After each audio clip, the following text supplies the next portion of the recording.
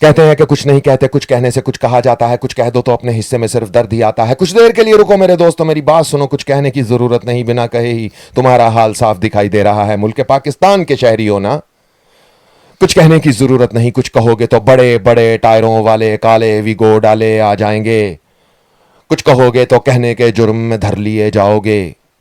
ایک بچے نے مجھ سے پوچھا، عزیر انکل یہ بتائیں یہ کالے ویگو ڈالے والوں کے صرف شیشے کالے ہوتے ہیں یا دل بھی کالے ہوتے ہیں؟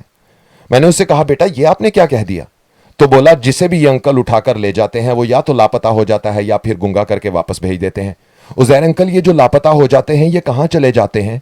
کیا لاپتہ لوگوں کی بھی کوئی الگ دنیا ہوتی ہے جیسے مرے ہوئے لوگوں کی ہوتی ہے؟ میں نے اس سے کہا تم کو کس نے کہہ دیا کہ مرے ہوئے لوگوں کی ایک الگ دنیا ہوتی ہے؟ تو کہنے لگا بابا کہتے ہیں جو لوگ مر جاتے ہیں وہ اس دنیا سے الگ کسی اور دنیا میں منتقل ہو جاتے ہیں جہاں سے وہ ہمیں دیکھ سکتے ہیں مگر ہم ان کو نہیں دیکھ سکتے۔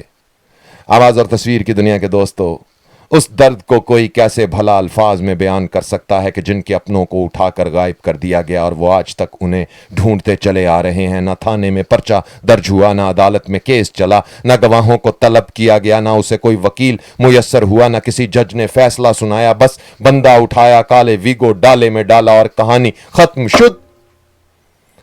خدایا کبھی کسی کی کہانی ایسے ختم شد نہ ہو کہ وارث ڈھونڈتے رہ جائیں اور بندہ خاک کھا جائے۔ کیسا وقت ہے دوستو، ہر بندہ چپ ہے، سب کچھ جانتے ہوئے بھی چپ ہے، جو بولتا ہے اسے دھر لیتے ہیں۔ عوام تو دور، شاعر، ادیب، دانشور، صحافی اور بلار سب چپ ہیں۔ کیسے بولیں؟ بولنا جرم ہے۔ پہلے لوگ کہتے تھے کہ ضرور کچھ نہ کچھ کیا ہوگا اسی لیے اٹھا لیا، مگر اب جب سے قیدی نمبر 804 کو اٹھایا ہے تو جسے نہیں بھی پتا اسے بھی پتا چل گیا ہے کہ یہاں کسی کے غائب ہونے کے لیے یہ وجہ ہی کافی ہے کہ یہ ویسے نہیں سوچتا جیسے ہم سوچنا سکھاتے ہیں۔ یہ ریاست کا باغی ہے، غدار ہے۔ میرا آج کا یہ ویڈیو کالم ہر اس خاندان کے نام جس کے گھر کا کوئی نہ کوئی لاپتہ ہے۔ اس ڈرے ہوئے سہمے ہوئے ماحول میں جبکہ بڑے بڑے کانٹینٹ کریٹر بھی چپ ہیں، کون بولے؟ جو بولے گا وہی کالے ویگو ڈالے کے لیے اپنے گھر کی کنڈی کھولے گا۔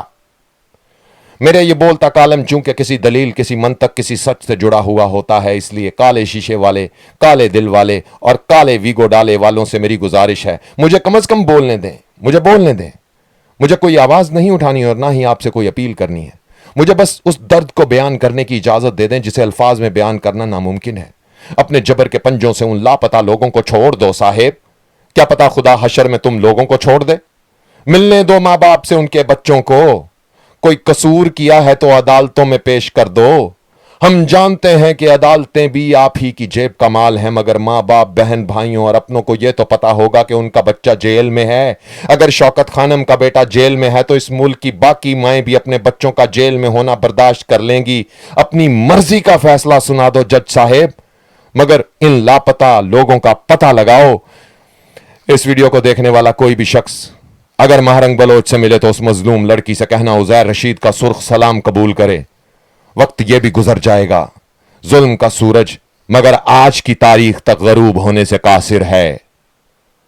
ظلم کا سورج آج کی تاریخ تک غروب ہونے سے قاصر ہے، جب تک یہ غروب نہیں ہوگا آزادی کا سورج طلوع نہیں ہوگا۔